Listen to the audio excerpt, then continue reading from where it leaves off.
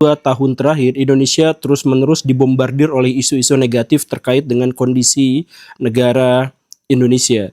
Sebagian dari isu-isu itu menyedot perhatian sampai ada di level viral. Dan sebagian yang viral itu ada yang secara organik memang viral, memang menyita perhatian, dan ada juga yang memang diviralkan oleh pihak-pihak tertentu yang memiliki kekuatan besar untuk mengontrol media.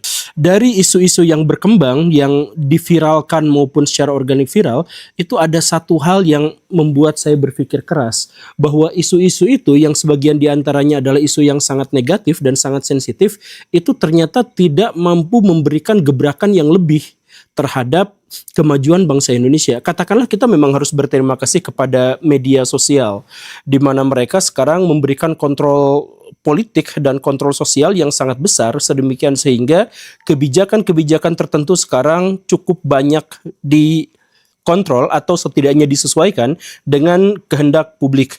Atau misalkan ada juga pejabat-pejabat yang dipaksa turun, atau ada pejabat-pejabat yang mencoba dilengsarkan atau dijatuhkan reputasinya, pejabat yang buruk maksudnya, itu juga oleh media sosial. Dan kita memang layak untuk mengapresiasi dalam hal ini kinerja dari masyarakat yang sekarang menjadi pengawas dari kebijakan-kebijakan maupun individu-individu dari para pejabat di Indonesia. Tetapi di sisi lain ada beberapa di antaranya yang bertanya-tanya, kenapa dengan begitu banyaknya isu yang negatif terhadap Indonesia tidak ada kekuatan yang cukup untuk misalkan menggerakkan seperti halnya yang terjadi di Sri Lanka atau di Nepal, misalkan seperti itu. Ketika kemarin Nepal misalkan bergolak, kemudian ada di media sosial celetukan-celetukan Indonesia gagal bikin kerusuhan tapi gagal untuk meruntuhkan rezim, berarti harus begini dan begitu dan sebagainya. Nah, kenapa bisa seperti itu? Sebenarnya saya memiliki jawabannya, dan kalau misalkan secara teoritis saya rekomendasikan Barayo untuk membaca buku-buku Karl Marx terkait dengan teori konflik, mungkin akan menjawab banyak hal terkait dengan kenapa konflik di Indonesia relatif gagal untuk bisa mencapai tujuannya. Dan kalau misalkan kita melihat beberapa kasus diantaranya, seperti pagar laut misalkan, pagar laut itu menyita perhatian publik dan kemudian mendorong orang untuk melakukan demonstrasi besar-besaran dan sebagainya. Tapi setelah itu senyap, dan setelah senyap, ya sekarang jalan lagi. Bahkan ada di tempat lain kemunculan pagar laut berikutnya yang ya ternyata gagal untuk viral gitu. Atau misalkan kejadian kemarin tambang di Raja Ampat itu membuat demonstrasi besar-besaran masyarakat Indonesia karena khawatir lingkungan di Papua yang sangat terjaga, yang masih perawan itu sekarang malah dipakai tambang yang keuntungannya hanya untuk segelintir orang saja misalkan. Nah, setelah viral, tambang-tambang itu ada yang ditutup dan ada yang dihentikan, tetapi setelah viralnya hilang, lanjut lagi gitu. Atau misalkan kasus Pak Ferdi Sambo gitu. Pak Ferdi Sambo itu yang cukup menarik perhatian saya karena setelah kejadian Pak Ferdi Sambo itu viral, beliaunya ditangkap, diadili, dan ditayangkan secara live pengadilannya, dan setelah itu vonis dijatuhkan, ya udah selesai. Ada kisah bahwa Pak Ferdi Sambo ternyata tidak dipenjara. Kisah itu tidak viral. Ada kasus, ada cerita bahwa pejabat-pejabat atau perwira-perwira polisi yang terlibat dalam kasus Pak Ferdi Sambo itu sekarang diaktifkan lagi, bahkan naik pangkat dan sebagainya. Itu juga nampaknya tidak memicu kepanikan publik atau itu tidak menjadi perhatian publik gitu. Jadi kalau misalkan ada yang viral, tapi kalau misalkan ditahan beberapa saat jatuh lagi gitu. Kasus korupsi timah misalkan yang katanya 300 triliun itu gitu. Setelah orang-orangnya divonis, itu kan jalan lagi sebenarnya, pertambangannya itu jalan lagi gitu. Jadi apa-apanya juga sebenarnya jalan lagi, apa-apanya juga semuanya balik lagi gitu. Nah, artinya ya ngapain kita rusuh-rusuh, ngapain kita ribut-ribut kalau ternyata kita tuh hanya ditunggangi dan menunggangi keviralan. Setelah viralnya usai, ya sudah tidak terjadi apa-apa gitu. Nah, setelah ditelisik-telisik, saya pikir sih salah satu alasannya itu adalah mental dari masyarakat kita yang memang inferior gitu. Dan ini sebenarnya sudah sering saya sampaikan, tetapi maksud saya adalah masyarakat Indonesia yang inferior itu ditandai dengan karakteristik mereka itu tidak mau tampil ke depan, mereka tidak mau memimpin kecuali dalam kelompok besar, dalam gerombolan besar gitu. Jadi kalau misalkan kita melihat kenapa reformasi tahun 98 itu berhasil dalam tanda kutip menggulingkan rezim misalkan, kemudian mengganti konstitusi dan sebagainya, ya karena gelombang besar masyarakat itu kemudian didatangi oleh satu figur sentral pada waktu itu adalah Pak Amin Rais yang kemudian disebut sebagai Bapak Reformasi, yang sejak saat itulah akhirnya gerakan-gerakan mahasiswa itu menjadi lebih terarah, terkoordinir gitu dan lain sebagainya gitu. Atau kalau kita melihat kasus yang bahkan sebelumnya lagi, misalkan krisis tahun 1966 gitu, Pak Karno-nya bisa lengser itu karena ada figurnya pada waktu itu, yaitu Pak Harto, yang walaupun tidak banyak berbicara tetapi mampu bertindak gitu dan menjadi pada waktu itu ya menjadi simbol bagi perlawanan. Begitupun dengan contoh-contoh yang lain. Jadi maksud saya masyarakat Indonesia itu karena mereka inferior, maka mereka itu berharap setiap perubahan, setiap perbaikan itu dikomandoi oleh pihak tertentu. Jadi masyarakat Indonesia menginginkan kalau mereka bersuara, mereka ingin ada yang menyambung lidahnya, menyambung lidah rakyat gitu. Jadi harus dikomando, harus ada pemimpinnya. Saya melihat misalkan kasus yang seperti itu pada umum terjadi misalkan kemarin di Bandung, ini saya orang Bandung, di Bandung itu ada pasar yang luar biasa kotor, bau namanya Pasar Caringin. Nah, Pasar Caringin itu sudah terkenal sedemikian rupa kotor, tidak higienis dan lain sebagainya. Lalu mereka itu berharap, Pak penguasa, tolong dong ini bersihkan, rapihkan, kelola Pasar Caringin dengan baik agar kita tuh bisa bersaing dengan mall-mall modern gitu. Datanglah KDM ke sana, dibersihin sama KDM sampai tuntas. Setelah itu apa? Dibikinkan sistemnya, gimana caranya pengelolaan sampah, gimana cara memperbaiki, gimana caranya ya mengelola para petugas kebersihan dan sebagainya. Setelah KDM-nya pergi, sehari kemudian kotor lagi luar biasa. Jadi kenapa bisa seperti itu? Karena masyarakat Indonesia yang ada di Pasar Caringin pada waktu itu berharap agar mereka itu ini situasinya, kondisinya kotor, tetapi berharap agar ada orang lain yang mau membersihkannya untuk mereka gitu. Nah, jadi kan KDM-nya sendiri bete gitu. Saya sudah bersihin, sekarang kotor lagi ya. Itu mah udah urusan kalian, itu kemauan kalian sendiri. Orang sayanya sudah melakukan ini itu gitu. Dulu saya pernah datang ke Pasar Caringin. Pasar Caringin itu pasar yang dikelola oleh swasta dan saya tidak akan lagi menangani pasar tersebut karena saya sudah memberikan arahan sejak awal, saya sudah mengambil tindakan, saya sudah membersihkan dan selanjutnya harus diurus sendiri karena pemerintah tidak memiliki relevansi terhadap pengelolaan Pasar Caringin. Nah, itu persis seperti yang terjadi di Indonesia untuk kebanyakan kasus. Kita tuh berharap ada pihak yang lain yang mengomando kita untuk bergerak memperbaiki. Makanya di Indonesia yang selalu viral itu, pimpinan-pimpinan yang selalu viral itu adalah pimpinan-pimpinan yang berhasil membangun citra diri gitu. Ketika misalkan Pak Jokowi naik ke puncak pimpinan, langsung viral, dieluk-elukan, dianggap sebagai Mesias, dianggap sebagai Satrio Piningit, dianggap sebagai penyelamat bangsa dan lain sebagainya. Kenapa gak ada di antara mereka tuh yang berpikir bahwa Indonesia tuh bobrok, Indonesia tuh jelek, Indonesia tuh kacau. Maka mereka membutuhkan pahlawan. Pahlawan itu siapa? Saya. Saya akan menjadi pahlawan bagi Indonesia. Kan seharusnya yang dipikirkan itu adalah seperti itu. Tapi alih-alih kita berharap menuntut kepada diri kita sendiri untuk menjadi solusi atas masalah yang ada, kita berharap orang lain yang menjadi solusinya. Ketika KDM muncul, semua orang langsung berteriak, semoga KDM menjadi presiden. Semoga ini. Ya kenapa nggak dirinya aja yang berpikir, sayalah yang akan menjadi presiden dan akan menyelamatkan Indonesia. Sayalah yang akan menjadi pemimpin bangsa dan kemudian menjadi pahlawan bagi orang-orang yang tertindas. Kenapa nggak berpikir seperti itu?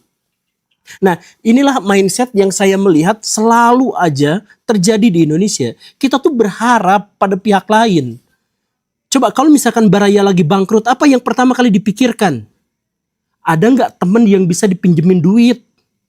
Teman saya ini, kalau misalkan dia si teman itu tidak mau ngasih kita pinjam duit, kitanya kecewa, kitanya marah, akhirnya nggak jadi temenan. Begitu kan? Itu yang terjadi pada Pak Jokowi misalkan. Setelah Pak Jokowi itu terlibat skandal begini begitu, wah saya kecewa, saya menyesal sudah memilih Pak Jokowi. Gitu aja terus. Setiap ada ini dipilih, dilulukan dengan bangga. Nanti setelah jatuh, wah saya menyesal. Nanti ada orang lain, gitu lagi, langsung fanatik kepada orang itu. Berharap padanya, menimbun sukacita padanya, fanatisme padanya, kemudian mensakralkan dirinya. Nanti kalau orang itu sudah jelek, orang itu sudah staminanya habis, cakranya sudah habis, saya menyesal dulu pernah ngedukung itu, nanti ada lagi, gitu aja terus-terusan. Jadi masyarakat Indonesia itu tidak pernah menganggap, tidak pernah bercermin. Coba lihat di kaca. Kita tuh kan sebenarnya punya potensi. Ada di antara kita yang miskin, tapi sebenarnya kita sadar bahwa kita cerdas. Ada di antara kita yang sadar bahwa diri kita tuh bodoh, tapi kita tuh punya koneksi yang kuat. Ada yang kita tuh berpikiran bahwa saya tuh tidak punya koneksi yang kuat, tapi saya memiliki kemampuan dan bakat yang sangat luar biasa. Kita tuh tidak ngaca pada diri sendiri, tidak melihat potensi diri sendiri, tidak memandang diri kita sendiri itu sebagai makhluk ciptaan Tuhan yang sebenarnya sempurna apa adanya tentang diri kita sendiri. Enggak. Kita justru malah berpikir bahwa kalau ada masalah, kalau ada sesuatu yang buruk, kita melihat orang lain siapa yang sekarang harus kita kagumi. Oh, orang itu harus kita kagumi karena dia merakyat. Hidup, hidup, hidup, hidup. Lalu mensakralkan dia. Pas dia jelek, jatuhkan lagi. Oh, orang itu yang sekarang jadi harapan kita, jadi tumpuan kita. Sakralkan lagi, glorifikasi lagi. Ada yang mengkritik, kita marah-marah lagi. Pas dia sudah jatuh, pas dia sudah lemah, pas dia sudah berkhianat, lemah lagi. Kita cari lagi. Bukan lihat pada diri kita sendiri, apakah diri kita bisa diandalkan, apakah diri kita itu bisa menjadi pahlawan, apakah diri kita itu bisa menjadi solusi bagi masa depan bangsa kita. Tidak seperti itu. Kita berpikirnya orang itu, yang orang itu. Makanya setiap ada pemilu, ya orang inilah yang bakal begini, orang itu terus saja seperti itu, Baraya. Kapan selesainya gini? Kita terlalu inferior, Baraya. Jadi please, mental seperti itu mental yang buruk. Ingat, catat, saya tuh sering ngomong berkali-kali, Baraya, bahwa ketika kita berharap pada pihak lain, berharap pada orang lain, bersiap-siaplah untuk dikecewakan. Ketika kerusuhan melanda di Indonesia, terjadi kekerasan di mana-mana, nama-nama pejabat, baik itu legislatif maupun eksekutif, bahkan para penegak hukum, itu menjadi bahan olok-olokan di seluruh wilayah Indonesia. Ada yang menyebut mereka dengan hujatan dan caci maki, ujaran kebencian, ada yang dijadikan meme untuk bahan lelucon, dan lain sebagainya. Ada begitu banyak unsur-unsur dan ujaran kebencian dari rakyat yang dilontarkan kepada para pejabat-pejabat publik di Indonesia ketika kerusuhan terjadi. Tetapi beberapa di antara pejabat itu bukan hanya lolos dari hujatan dan olok-olokan, tetapi beberapa di antara mereka justru mendapatkan apresiasi dan simpati dari rakyat. Di antaranya dalam hal ini adalah Pak Sri Sultan, dan kemudian yang lebih kentara lagi itu adalah Pak KDM, Kang Deddy Mulyadi, Bapak Aing, orang Subang, tapi menjabat di Jawa Barat. Kenapa bisa seperti itu? Bukankah Kang Deddy Mulyadi juga sangat kontroversial? Oh, tentu saja. Beliau dianggap sebagai pejabat ngonten, disebut sebagai pencitraan dan sebagainya. Tapi di masa kerusuhan itu tidak nampak yang seperti itu. Bahkan Kang Deddy Mulyadi itu ada di tengah-tengah demonstran dan sama-sama pakai odol untuk bisa menetralisir dampak-dampak dari gas air mata. Nah, kenapa bisa seperti itu? Karena beliau merakyat. Jadi sisi poin positifnya yang bisa diambil itu adalah beliau itu adalah pejabat tinggi, duitnya banyak, kekuasaannya luar biasa, bisa menggerakkan pejabat dan perwira di bawahnya, tetapi beliau merakyat, hidup sederhana, apa adanya, ngobrol dengan warga juga sepertinya biasa-biasa aja, marah sama seperti warga ke warga, bikin lelucon sama seperti warga ke warga, sepertinya setidaknya yang kita lihat di media itu tanpa sekat dengan rakyatnya. Nah, inilah yang akhirnya membuat komunikasi politik yang disampaikannya kepada masyarakat itu kena, enak. Dan rakyat juga relatif untuk menyambut baik karakteristik pemimpin-pemimpin seperti ini. Dan bukan hanya KDM, kalau misalkan kita melihat pejabat-pejabat publik di Indonesia yang sangat dicintai oleh rakyat, itu pada umumnya adalah karena dia itu merakyat. Karena dia itu mau bergaul dan bergumul dengan rakyat jelata, orang biasa. KDM seperti itu, Pak Jokowi juga dahulu seperti itu, dan akhirnya mendapatkan simpati yang luar biasa dari rakyat. Pertanyaannya adalah, kalau kita semua mengetahui bahwa politisi-politisi yang mendapatkan apresiasi dari rakyat itu adalah orang yang merakyat, orang yang hidup sederhana, lalu kenapa tidak banyak pejabat-pejabat yang melakukan hal yang sama? Bukankah itu akan membuat mereka mendapatkan suara yang lebih baik, konstituen yang lebih stabil? Bukankah dengan cara merakyat mereka itu bisa saja mendapatkan empati dan simpati serta dukungan dari rakyat secara luas? Kenapa tidak banyak pejabat yang melakukan hal yang seperti itu? Ternyata jawabannya sangat sederhana, karena untuk merakyat itu sulit. Bahkan berpura-pura merakyat itu juga sangat-sangat sulit. Ibu Puan Maharani, beberapa pejabat yang lain juga pernah berpura-pura merakyat, tapi sulit sekali. Gagal, kelihatan banget gagalnya. Seorang akademisi terkemuka bernama Pak Paul Piff menulis di sebuah jurnal, namanya itu adalah PNAS, bahwa memang para pejabat, orang berkuasa, orang kaya raya itu cenderung untuk sulit untuk hidup merakyat, sulit untuk bergaul dengan orang-orang biasa seperti kita. Bahkan mereka itu cenderung untuk curang dalam tindakan-tindakan dan pilihan-pilihannya. Kenapa bisa seperti itu? Nah, dia menjelaskan beberapa argumentasi. Salah satu argumentasinya adalah karena orang-orang yang kaya, orang-orang yang berkuasa, itu adalah orang yang memiliki sedikit sekali ketergantungan pada pihak lain. Jadi, perilaku manusia itu sebenarnya sangat-sangat dipengaruhi oleh apa yang terjadi pada dirinya. Jadi, kalau ada orang fakir miskin, ada orang yang biasa-biasa aja, rakyat jelata, dia cenderung ramah tamah kepada orang lain karena itu adalah salah satu upaya untuk mempertahankan dirinya.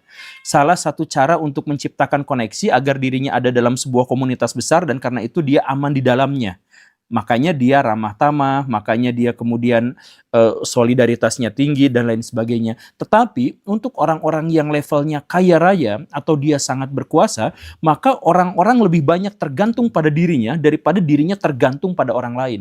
Karena dirinya sudah tidak lagi memiliki ketergantungan yang signifikan kepada orang lain, maka mentalitasnya akan berpengaruh, berdampak di mana dia menjadi tidak ramah, dia tidak merakyat, dia tidak suka bergaul dengan orang-orang recehan, di mana dia itu adalah orang terpandang eksklusif yang tidak boleh diganggu sama orang lain. Makanya kalau kita melihat ada pemimpin yang merakyat, kita harus tandai dia bahwa dia ternyata adalah orang yang punya mental yang sangat bagus. Orang yang mental sangat baik.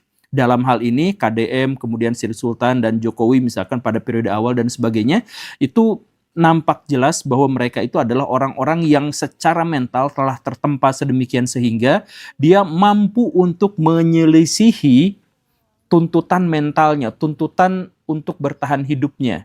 Dia sudah punya kekuasaan, dia sudah punya uang dan sebagainya, tapi dia tetap mau bergaul dengan masyarakat. Ingat, dalam konteks ini merakyat itu sulit. Bahkan untuk berpura-pura merakyat pun itu sulit. Itu poin yang pertama.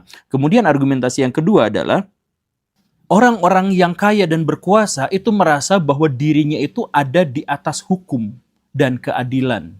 Sehingga dia tidak usah beramah tamah, tidak usah mengikuti protokol-protokol karena dia ada di atas hukum, di atas peraturan. Kenapa seperti itu? Karena begini Baraya, ini rumusnya. Hukum itu ditujukan untuk menegakkan keadilan. Jadi adanya hukum adalah untuk menciptakan keadilan di masyarakat. Nah, keadilan itu dituntutnya oleh siapa? Oleh pihak yang kalah, oleh pihak yang lemah. Kita hampir tidak pernah menemukan ada orang yang menang itu nuntut keadilan. Yang nuntut keadilan tuh orang yang kalah.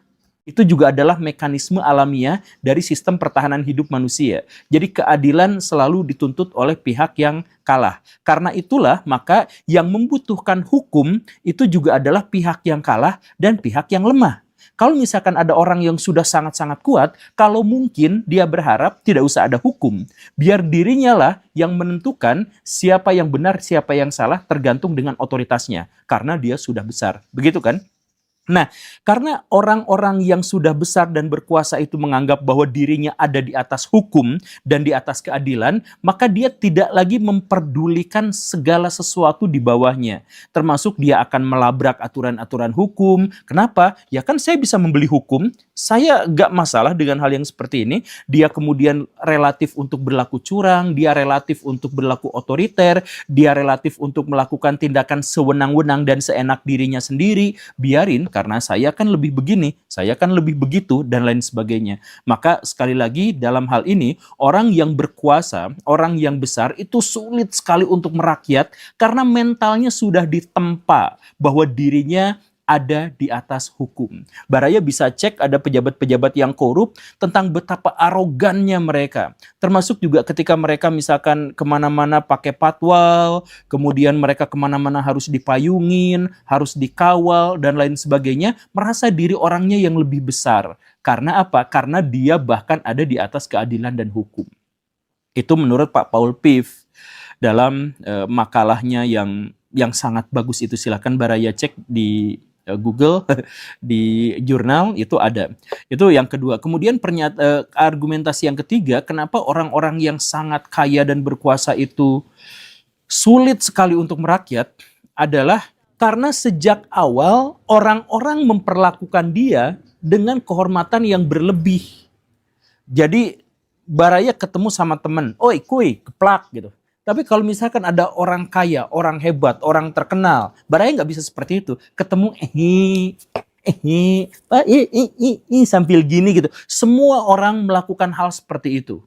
Nah, maka dampaknya apa? Dampaknya adalah orang itu merasa jadi dewa, orang itu merasa istimewa, orang itu merasa harus diperlakukan dengan istimewa. Karena apa? Ya karena memang kebiasaannya sudah seperti itu. Kalau misalkan kebiasaan sudah ngebentuk dia menjadi seperti itu, ya sudah. Saya yakin sih Baraya juga kebanyakan kalau sejak kecil diperlakukan istimewa, diperlakukan lebih dari orang lain, Baraya juga akan merasa hal yang sama gitu. Dan ini berlaku misalkan pengalaman saya gitu ya. Jadi saya tuh kemana-mana tuh sendirian, naik ojek apa segala rupa gitu ya. Nah orang-orang tuh komplain, Pak Guru kan orang terkenal, Pak Guru kan orang begini dan begitu, kenapa naik ojek gitu. Ya saya pikir ya kenapa juga. Cuman maksudnya orang masyarakat kita itu membiasakan kalau bertemu dengan orang dengan status tertentu, dia memaksa bahwa perilakunya juga harus bersatu seperti yang lain gitu. Kalau ketemu cium tangannya apa berlebihan gitu. Padahal sebenarnya logika dasar dari moral itu adalah baik dan buruknya perilaku kita kepada orang lain ditentukan oleh akhlak, moral, dan kontribusi orang itu. Bukan pada statusnya, bukan pada kekayaannya, bukan pada kekuasaannya. Kan harusnya begitu. Tetapi ya karena dia sudah terbiasa dan masyarakat memperlakukan seperti itu, merakyat itu sulit Baraya. Percayalah, untuk kalangan atas itu merakyat, taat pada hukum, menghargai orang lain, itu jauh lebih sulit daripada yang kita bayangkan. Lalu alasan yang keempat, saya tidak hanya dapat dari Pak Paul Viv, tapi saya kumpulkan referensi yang lain.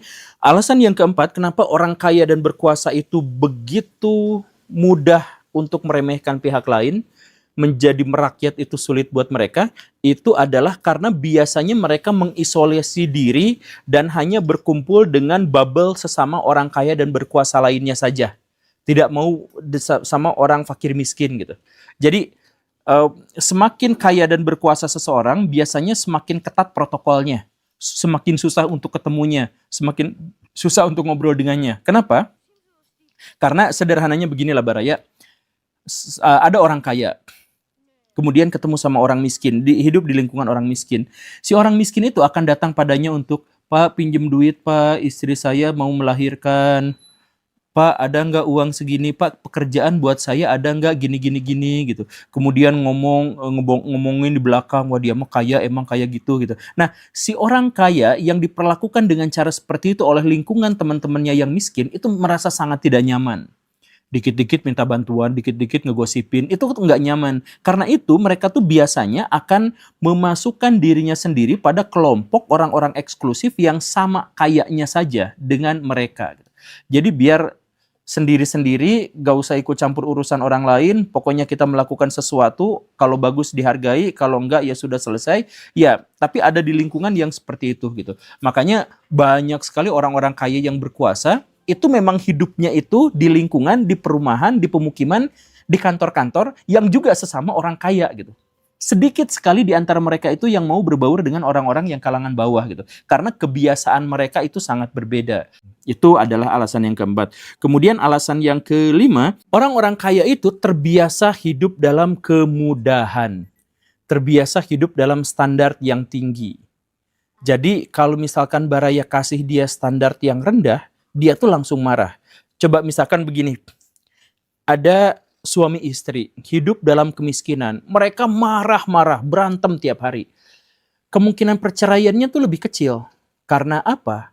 Karena si istri merasa ketergantungan pada suami dalam hal nafkah, dan si suami ketergantungan pada istri dalam hal psikologi dan kesehatan. Sama-sama ketergantungan. Jadi mereka tidak mau pisah walaupun tiap hari berantem karena ketergantungan itu. Tetapi kalau misalkan sudah kaya raya, ada pasangan suami istri, suaminya pebisnis, istrinya juga pebisnis.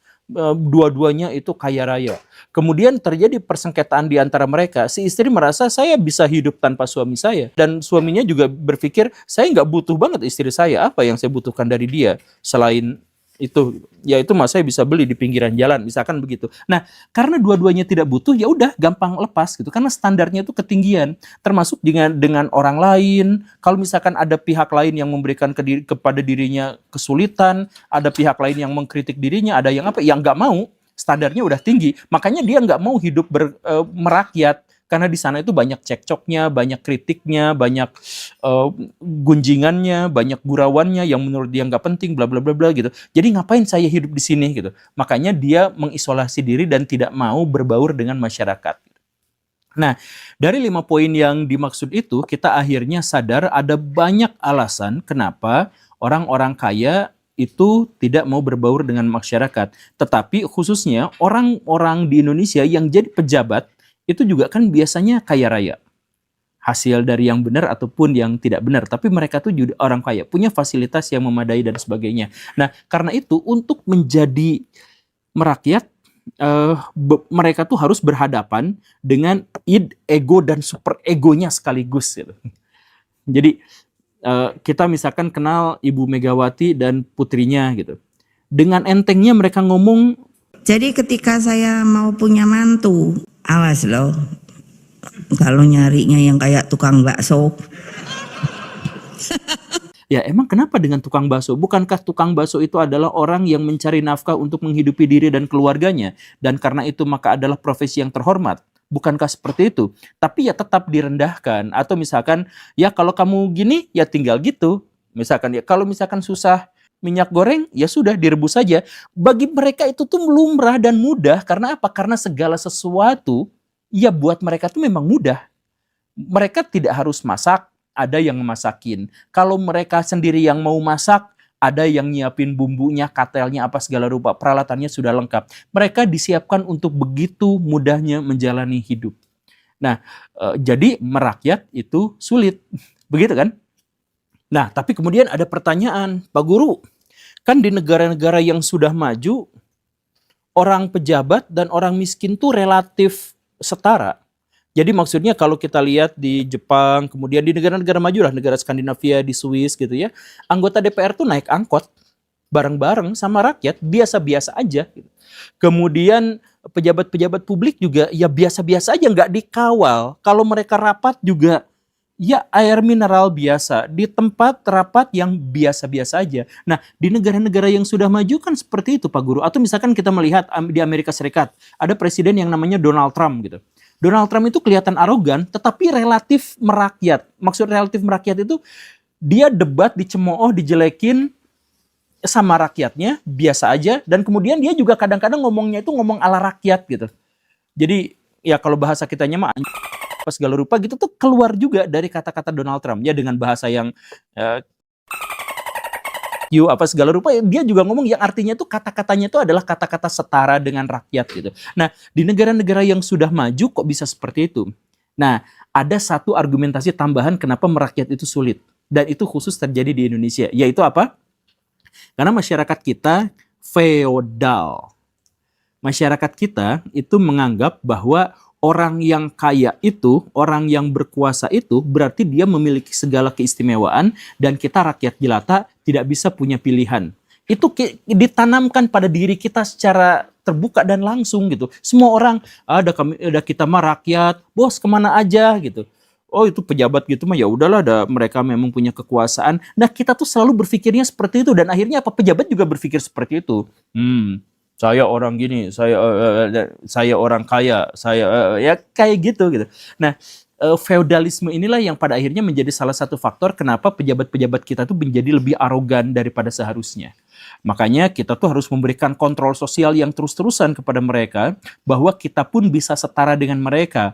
Kalaupun belum dengan uang, kalaupun belum dengan kekuasaan, kita bisa setara dengan mereka dalam hak-hak asasi manusia, dalam hak-hak untuk hidup, dan kita bisa mengimbangi dan mengalahkan mereka dalam hal pendidikan. Karena kita sering mengetahui bahwa pejabat-pejabat itu walaupun kaya dan berkuasa, ternyata tidak cukup berpendidikan. kita bisa mengalahkan mereka dalam segmentasi di mana mereka kekurangan dalam hal itu. Jadi kita bisa saling melengkapi.